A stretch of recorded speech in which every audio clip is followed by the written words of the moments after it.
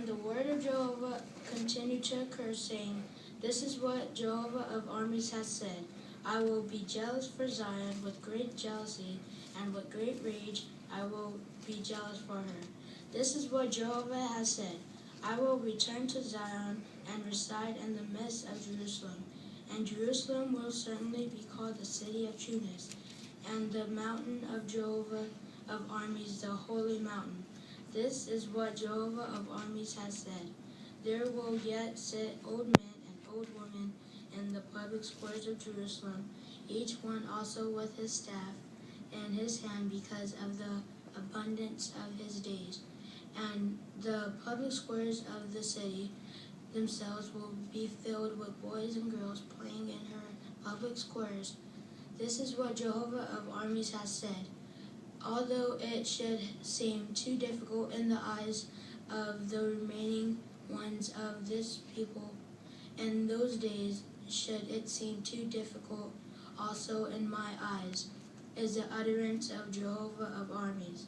This is what Jehovah of armies has said. Here I am, saving my people from the land of the sunrise and from the land of the setting of the sun.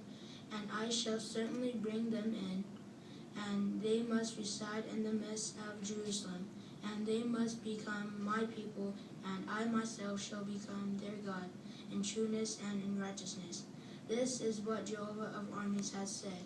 Let the hands of you people be strong, and you who are hearing in these days these words from the mouth of the prophets on the day on which the foundation of the house of Jehovah of armies was laid for the temple to be built. For before those days there were no wages for mankind made to exist, and as for the wages of domestic animals there was no such thing, and to the one going out to the one coming in there was no peace because of the adversary, as I kept thrusting all mankind against one another.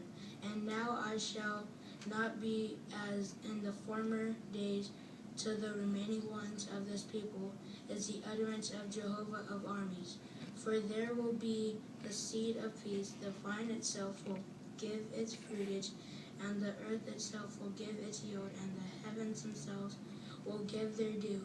And I shall certainly cause the remaining ones of this people to inherit all these things. And it must occur that just as you became a malediction among the nations, O house of Judah and house of Israel, so I shall save you, and you must become a blessing. Do not be afraid, may your hands be strong.